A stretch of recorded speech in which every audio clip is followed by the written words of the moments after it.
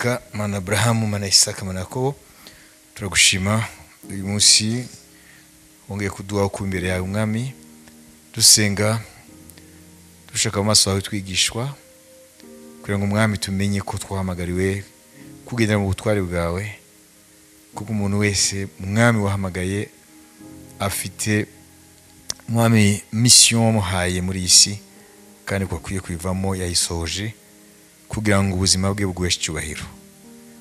Murakoze muka rero ukomeze kubaka iby'ubwami bw'Imana muri twe abakwizera umwami Yesu. Amen. Iki gihe turimo twakwita rero ko ari le monde est en crise. Isi iri muri crise. Kuko ntabwo ifite icyerekezo. Ibi byose byaje gute? Niyo mpamvu ubona uyu munsi ku isi yose ibintu byaparanganye. Mukwiye kumenya umuzi wabyo. Byatanganye no kwimura Imana. Donc abantu ntago bazi bari barerekeza he. Ndavuga mu rwego rw'isi. Babyita kandi la crise des valeurs. Indangagaciro zaratakaye. Nuvuga ngo postmodernisme hamwe n'iterambere rikataje sibyo mu itumanaho mu buryo bwose kuko isi yateye imbere mu bintu by'ubwenge cyane. Science igatera imbere cyane hanyuma ikabyara technologie sibyo ko technologie va muri science ni application pratique ya science yabyara technologie ikabyara technique. Banyubise technique igahindura imibereho y'abantu mu buryo bumwe ibintu byabaye byiza sibyo mu buryo abantu batakibaza ko ibintu uko kubyiga umwana w'umuntu yigeze anarota ko byabaho aho umuntu aba yibereye mu rugo rwe akavugana n'umwana we ari aho bigwa. Ibyo nago wari kubwira ndetse nabo bami babazungu bakera abitwa ba Louis XIV n'abaki bose iyo babwira periode nk'inago wari kubyemera byari kuba inzozi zidashoboka. Ibintu byose tukaba bashobora indege mu muvuduko gusa kanya gato akaba yageze mu kindi gihugu. Ibyo byose by'iterambere ni byiza cyane ni inzozi umuntu atari kwibaza mu binyenjana bitanu biri inyuma yuko byari gushoboka. Byarashobotse sibyo? N'ubu haracyaze n'ibindi cyane biro biraza by'ubwenge. Ariko mu mibereho y'abantu rero mu ndi ruhande ibintu byarazambye. Niho abantu rero babaye babi, indangagaciro ziratakara, imiryango ntabwo gifite ireme, ibyo bita la famille nucléaire, papa mama abana nuvuga ngo ubu ibintu byose ubu ntabwo bifite ireme mu buryo hari umunyabwenge yise iki gihe turimo ngo ni igihe kiri fluide. Iyo usutse amazi ku isima agenda gute? Aratemba agenda hamwe nuvuga ngo iyi periode uwo munyabwenge yayise ni periode fluide cyangwa periode liquide. Nuvuga ngo nta kintu kiri solide, nta kintu gifashe kandi buri kintu cyose kimara kanya gato gasimbwa n'ikindi. Abantu rero bari kuri ritme y'ibintu bihindagurika buri kanya. Umuntu rero agatakara.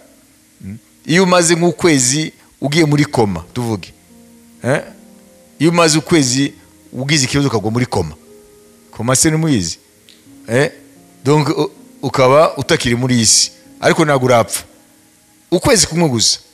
Iyo Imana kugira ubuntu ukagaruka ukaba muzima usanga isi yaragusize, usanga telefone wari ufite ntigihari, haje izindi, usanga n'uburyo kuzikoresha ntibushasha, n'imvugo y'abantu yarahindutse. Hayubise ugasanga n'indi si ujemo ugatakara ukazafata igihe ngongere kandi usubire ku murongo. Ni umuvuduko ukomeye. Iyi niyo si turimo yitwa postmodernisme, la période postmoderne. Hayubise iterambere mu ruhande rumwe rikomeye umwana w'umuntu yagezeho. Amen. Ntabwo ari bibi diroroshya ubuzima mu ruhande rumwe, ariko mu rundi ruhande naho mu buryo bw'ubuzima bw'abantu amen ibyo bita indangagaciro za kimuntu zo zaraguye moralement, moral values ntazo. Rero urumva ko ibi bintu birabana mu gihe kimwe. Ni paradoxe rero, ni ibintu bihabanye. Niyo mpamvu turi muri periode de crise, turi muri periode aho isi idafite icyerekezo. Kubera iki ibi byaje, ntabwo ko twashaka gutanga isomo ya histoire y'amateka, nuko twahereye ahandi yuko muri kiriya gihe cya ba Dawidi, amen, iyo ishyanga ryagabanaga n'irindi, hanyuma iri tsinda ryahitaga rijya gutura imana zaryo ibyo zanyaze ku banzi, kuko bakesha intsinzi izo mana zabo. Ni ukuvuga ngo rero byari ibihe aho buri kintu cyose cyasobanurwaga mu buryo bw'umwuka, apana mu buryo bw'ubwenge. Imana ishimwe. None twebwe turi muri iki gihe rero, amen, tukaba tutari mu gihe cyuko byose bisobanurwa mu buryo bw'umwuka, ndavuga imiterere y'isi, amen, ariko tukaba twaramenye ko Imana iriho. Si byo gusa, tukaba twarayimenye mu buryo bufatika binyuze muri Yesu Kristo, amen. Twabaho gute muri iyo environnement nk'iyo, ahantu hameze gutyo? Mwajibise, ntabwo turi mu gihe cyuko ibintu byose bisubizwa umwuka. Kandi rero tukaba twaramenye Imana nk'uko ba Dawidi bayimenye, aho mbere yo kujya ku rugamba yabanza gusobanuza Imana, kandi Imana akaba ariyo imuha intsinzi, nk'uko turi bubone muri izi zaburi twasomye. None twebwe twabaho dute? Yagenda gute? Ese murabyumva? Ni ukuvuga ngo isi urimo wowe ntabwo isuzumisha ibintu, nikibisuzumisha iby'umwuka, babisuzumisha ubwenge. Si poste modernisme? Okay. None twebwe twaramenye ko Imana iriho, kandi Imana ni umwuka. None ibyacu nitubisuzumisha umwuka nka kuriya ba Dawidi yabimeze, hagati y'abantu tubana, tugendana, twigana, dukorana, bo basuzumisha ibintu ubwenge. Nimva ko bitoroshye. Aho rero niho iri somo rije, ariryo jambo riyobora amasengesho yacu, kuwishurirwa ubutwari bw'Imana kugira ngo tubugenderemo. Bituma abo bantu rero bagisuzumisha ibintu ubwenge bwabo, amen, babone ko bibeshye, yuko Imana iriho kandi igendana n'abayizera, kandi igakora imirimo idashobora gusuzumwa n'ubwenge, ahubwo ubwenge gusa burakonstata yuko yakoretse. Amen. Ariho kwemeza ko byakoretse no kwemera icyabikoze, biratandukanye. Tugaruke muri ya zaburi rero, zaburi ya 60 n'iriya zaburi 108. Hari amagambo abiri turi buvanemo y'ingenzi, ariko nashaka kuvuga gusa muri summary, magambo make. Mwumvise ko ni zaburi za Dawidi, kandi mwumvise ko zirimo ibice bikuru bitatu. Hari igice Dawidi avuga nk'usenga, nk'utabazima Imana. Hari ikindi gice inanga ye itangira guhimbaza no kuramya iyo Mana. Hari n'igice rero ahamya ko Imana yabasubije, kuko yabahaye intsinzi ku banzi babo. Mwabyumvise? Ibyo nibyo bintu bitatu, ibyiciro bitatu bigize buri zaburi muri zo ebyiri, zaburi ya 60 ni zaburi 108. Mwumvise, mfata urugero, mwumvise ko yavuze ngo ninde azamwinjiza muri icyo gihugu gikomeye cya Edomu. Mwabyumvise? Mwabibonye? Ari avuga ngo qui me mènera dans la ville forte, qui me conduit à Edom. Biriya bihugu byavuzwe muri zaburi ebyiri, amen, twumvise hariya muri Samweli wa kabiri murabyibuka ko yarwanye n'ibihugu byinshi. Yarwanye n'Abasiriya bo muri Siriya, arwana n'Abasiriya bo muri Mesopotamiya, ngo kuri rwa ruzi rwa Efurate. Yarwanye n'abami benshi cyane na Mowabu n'ibiki. Ariko batubwiye ko buri gihugu barwanye Dawidi yarwanye nacyo n'ingabo ze. Ibyo bihugu byari bifite ingabo nyinshi n'ibikoresho byinshi n'amafarashi menshi, amagare menshi n'intwaro z'icyo gihe nyinshi. Ariko Dawidi n'ingabo ze, amen, bagiye bahabwa intsinzi. Nihe twasomye ubwo rutonde rw'iyo mirwano? Samweli wa kabiri ibice 8. Samweli wa kabiri ibice 8. Uhita ubihuza niyo Zaburi ya 60 n'Izaburi 108. Amen. Noneho hariho amagambo abiri y'ingenzi dushaka kuvuga. Fata Zaburi ya 60 umurongo 8. Nsomere. Imana yarahiye kwera kwayo iti, nzishima nzagabanya Shekemu. Kandi problème rero ihari ni traduction. Averza, Dieu a dit dans sa sainteté. Imana yavuze mu kwera kwayo, je triompherai, nzanesha. Sobanura gutya nyuma urangiza iyo verse. Imana yarahiye kwera kwayo iti, nzanesha nzagabanya Shekemu, kandi nzagabanisha urugero igikombe cy'Isukoti. Amen. Amen. Nukomeza aho uraza kubona ko ziriya ntambara Dawidi yari arasaba Imana ibahe intsinzi. Amen. Noneho mu gusenga tubona ko noneho hageze ahantu atari Dawidi ukisenga, ahubwo ni Imana iravuga ngo nzanesha, kandi ikavuga biriya bihugu nyine Dawidi yarwanye nabyo. Ni ukuvuga ngo rero iyo umuntu agendana n'Imana nzima, agendana n'Imana nzima muri Yesu Kristo, amen, akaba ari umuntu uba hafi y'umutima wayo mu buryo bwo gusenga, mu buryo bwo kugendera mu ijambo ry'Imana arishira mu bikorwa, amen, umuntu uramya Imana, umuntu wumvira Imana. Ya jambo twasomye hano ngo gutinya Imana nibyo birinda umutima wacu, akaba agendera mu gitinyiro cy'Imana. Iyo ugeze aho wujuje ibyo by'ingenzi byo kubana n'Imana by'ukuri, atari idini, intambara zawe zose, amen, Imana izinjiramo ikazitizayo. Mwabyumvise? Kuko hano turabona ko intambara za Dawidi zahindutse iz'Imana. Na niyo mpamvu ziriya ngabo ntabwo zarwanye na Dawidi hamwe n'ingabo za Isirayeli, bisanze barwana n'Imana. Kuko ziriya nsinzi Dawidi yabonye mu buryo wa kimuntu ntabwo yari kuzibona, kuko bamurushaga muri byose.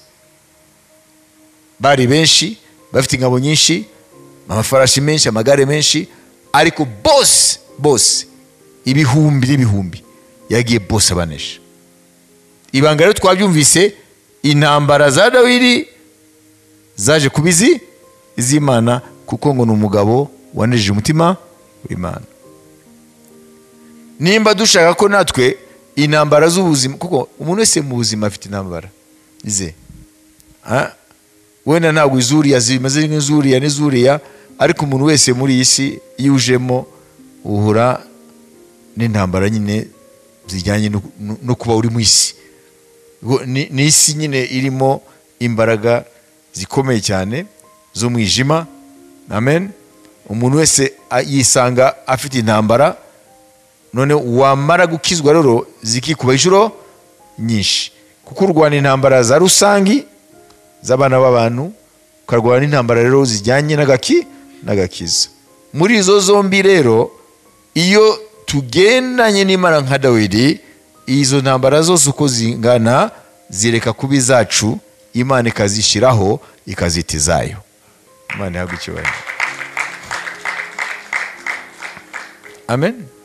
Ibyo rero nibyo dushobora kubona mu buryo bugaragara muri Ingoma za kabiri ibice 20.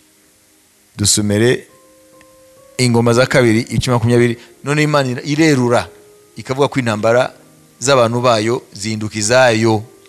So umurongo wa mbere ibice 20 ugeze ku murongo wa 18. Hanyuma y'ibyo Abamowabu n'Abamoni hamwe n'Abamewenimu batera Yehoshafati bajya kumurwanya.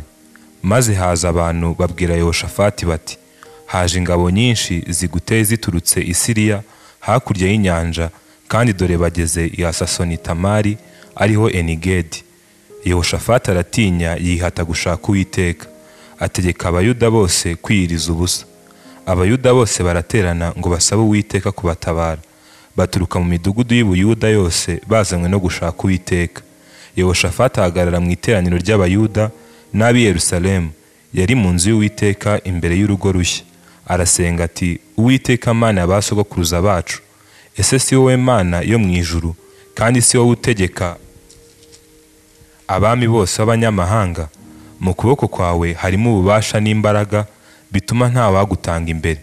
Mana yacu, si wowe wirukanye abaturage bari muri iki gihugu imbere y'ubwoko bwawe bw'Abisirayeli, ukagira urubyaro rw'inshuti yawe Aburahamu ngo kibe icyabo iteka ryose, maze bakakibamo kandi bakaba bubakiyemo izina ryawe ubuturo, bagasenga bati, nitugerwaho n'ibyago ari inkota cyangwa igihano cyangwa mugiga ndetse n'inzara, tuzajya duhagarara imbere y'iyi nzu n'imbere yawe, kuko izina ryawe riri muri iyi nzu. Tugutakambire uko tuzaba tubabaye, nawe uzumva utabare. Nuko none dore Abamoni n'Abamowabu n'abo ku musozi Seyiri, abo wabujije Abisirayeli ko babatera ubwo bavaga mu gihugu cya Egiputa, ahubwo bakanyura hirya ntibabarimbure, dore uko batwituye kuza kutwirukana muri gakondo yawe waduhaye kuhazungura. Mana yacu, ntiwakwemera kubahana. Nta mbaraga dufite zarwanya izo ngabo nyinshi ziduteye, kandi tubuze uko twagira, ariko ni wowe duhanze amaso. Nuko Abayuda bose bahagarara imbere y'Uwiteka, bari kumwe n'abana babo batoya n'abagore babo n'abana babo bakuru. Maze umwuka w'Uwiteka aza kuri Yahaziyeli mwene Zekariya mwene Benaya mwene Yeyeli mwene Mataniya w'umulewi wo muri bene Asafu, aho yari ari hagati mu iteraniro. Aravuga ati, nimwumve yemwe Bayuda mwese, namwe baturage b'i Yerusalemu, nawe mwami Yehoshafati, uku niko Uwiteka avuze, mwitinya kandi mwe gukurwa umutima n'izo ngabo nyinshi, kuko urugamba atari urwanyu ahubwo ari urw'Imana. Ejo muzamanuke mubatere, dore barazamuka ahaterera hajya Isise, muzabasanga ikibaya giherera mu butayu bw'Yeruweli. Muri iyo ntambara ntimuzagomba kurwana, muzahagarare mwireme inteko gusa, mwirebera agakiza Uwiteka azabaha, yemwe Bayuda n'ab'i Yerusalemu. Mwitinya kandi mwe kwiheba, ejo muzabatere kuko Uwiteka ari kumwe namwe. Maze Yehoshafati yubika amaso hasi, Abayuda bose n'ab'i Yerusalemu bikubita hasi imbere y'Uwiteka baramuramya. Amen. Amen. Iyo mukomeje muhita mubona uko byagenze ko Imana yabahaye intsinzi. Kubera iki? Intambara yayigize iyayo. Intambara yayigize iyayo. Kuko Yehoshafati yakiranukiraga Imana. Yehoshafati yari umukiranutsi, yagendanaga n'Imana. Ikibyerekana nuko bikomeye akabona iyo coalition y'abami batatu, uko gushira hamwe ko ibyo bihugu bitatu bimutera, kandi bikamutera bimutunguye, yabimenye bari hafi, bamaze kwambuka, bamaze kuba hakuno ya nyanja y'umunyu, tuvuge hakurya n'iburasirazuba. Ubwo rero ni hakuno iburengera zuba, ni mu bice bizamuka bisatira Yerusalemu. Ni yabimenye batari kure cyane, ibirometero bitari byinshi, kugira ngo rero agende ahamagaza ingabo, abakuru b'ingabo bapanga urugamba. Nta mwanya wari uhari. murabona ko icyo yahise akora, yahise ahaguruka ahamagara ishyanga ryose n'iyo nka bose ngo bahurire ku nzu yiwe, ku ngoro y'Uwiteka, biyirize batakamira Imana ko n'ahandi bashobora kubona ubutabazi. Ngo twebwe nta mbaraga dufite. Imana rero yaramwumvise. Imana rero iravuga ngo iyo ntambara ntabwo ari yanyu, ni yanjye. Amen. Murabona? Nushaka gukomeza urasoma ukuntu Imana yayirwanya. Ariko ikintu kimwe ni iki umwuka w'Imana yavuze. Yaravuze ngo mwebwe muhagarare mutonde urugamba. Bo murabizi ukuntu yahagurukije abaririmbyi n'iki byose ariko ibyo bintu ntabwo babwiye ngo muhitare mu mago yanyu muryame musinzire ngiye kurwana. Nibagende ku rugamba, bahagarare ku rugamba nk'abagiye kurwana, ariko ntabwo ari mwe muri urwane, ni jyewe ndi burwane. Imana ihabwe icyubahiro. Hano rero isomo tuvanamo, ntabwo nubwo Uwiteka yagira intambara zawe kubize, aragushaka ku rugamba, aragushaka ko uhagarara ku rugamba. Bivuga iki se? Mu buryo bufatika bivuga ngo tukwiye kuba dufite mindset y'urugamba. Tukwiye mu mutwe wacu kumva ko turi ku rugamba, kabone nubwo Imana yazigize izayo intambara zacu. Ntabwo turera amaboko. Imana ikwiye kutubona ko turi ku rugamba, ariko niri burwane. Imana ishimwe. Hari ijambo rero rikomeye Dawidi yavuze, ari ryo jambo yagiye arangiriza muri Zaburi zombi. Amen. Ariya twasomye hariya ijambo rirangiza rya Zaburi yombi. Avec Dieu nous ferons des exploits, il écrasera nos ennemis. Imana izadukoresha iby'ubutwari kuko ariyo izaribata ababisha bacu. Amen. Imana izadukoresha iby'ubutwari, kandi umenye ko turi mu cyumweru cyo kwiga kugendera mu butwari bw'Imana. Imana izadukoresha iby'ubutwari, izaribata abanzi bacu. Ariho amagambo y'ingenzi atatu kwiye kumenya. Bavuze ngo hamwe n'Imana, avec Dieu. Imana izadukoresha iby'ubutwari. Ngo twebwe ni Imana. Ariho kujya ku rugamba wenyine, ariho no kujyana n'Imana. Ariho icyo gitekerezo avec Dieu, with God, hamwe n'Imana. Ni ukuvuga ngo rero ntushobora kugenda wenyine. Amen. Mu mutwe wawe uzi ko ari ugiye kurwana, hanyuma uzige ko Imana iri buze kurwane, kuko wowe ubwawe uba werekana ko wihagije, wishoboye. Na niyo mpamvu dusubira hariya muri Ingoma za 2:20, rya jambo twarangirijeho. Hari jambo twarangirijeho hariya Samuel wa 2:8, wa murongo wa 14. Nuko ashyiraho ibihome by'abarinzi b'igihugu cya Edomu, abikwiza muri Edomu hose. Numva se ko na Edomu yayifashe, kandi Imana yavuze ko ishaka Edomu, kuko Imana yagize intambara ya Dawidi iyayo. Komeza. Abanyedomu bose bahinduka abagaragu ba Dawidi, kandi Uwiteka yajyaga aneshesha Dawidi aho yajyaga hose. Amen. Amen. Hano ngo l'Éternel protégeait David partout il allait. Nuvuga ngo aho yajyaga hose Uwiteka yarindaga Dawidi. Nuvuga ngo yari kumwe na Dawidi.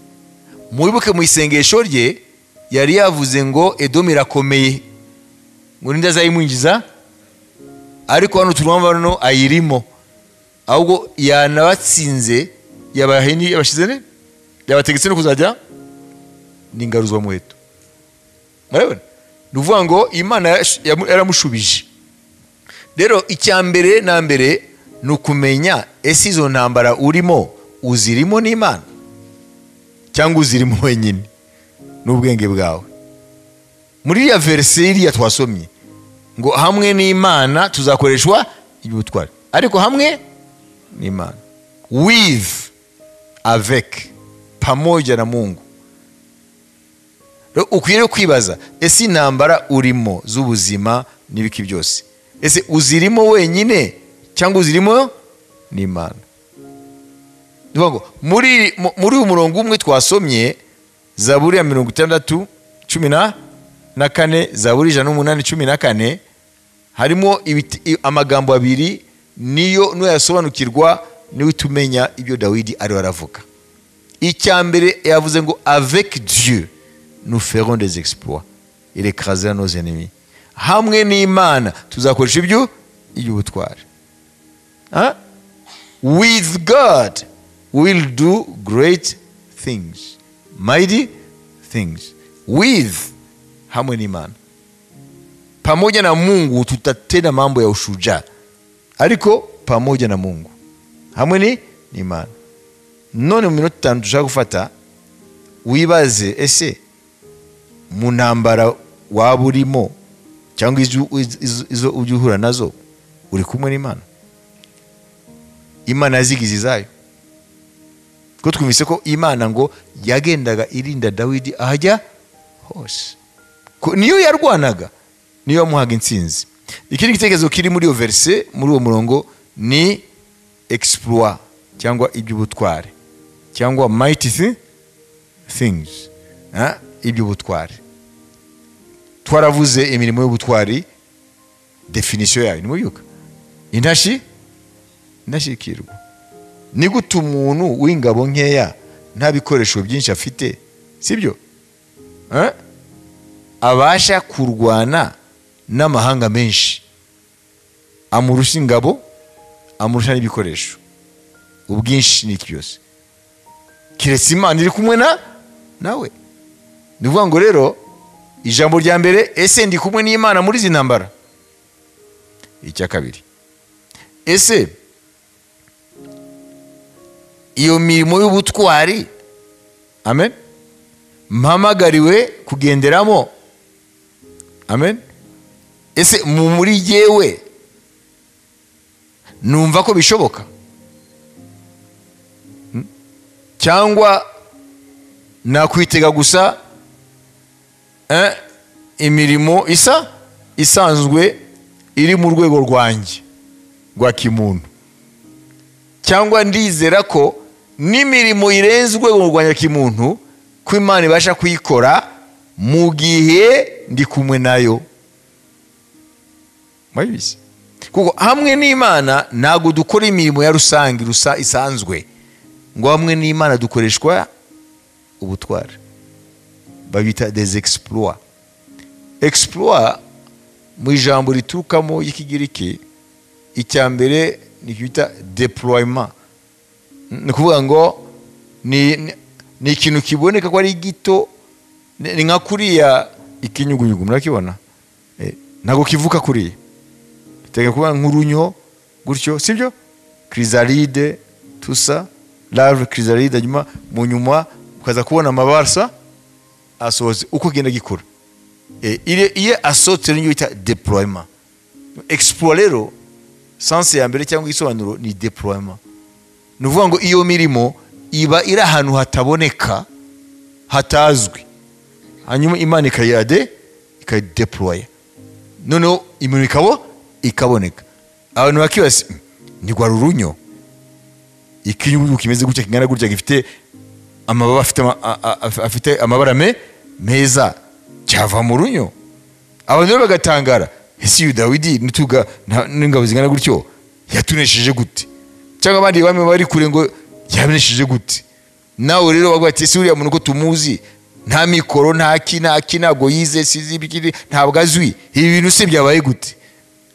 Nibyo bita exploit, nibyo bita imirimo y'intashikirwa. Amashimenje ku mwami, amen.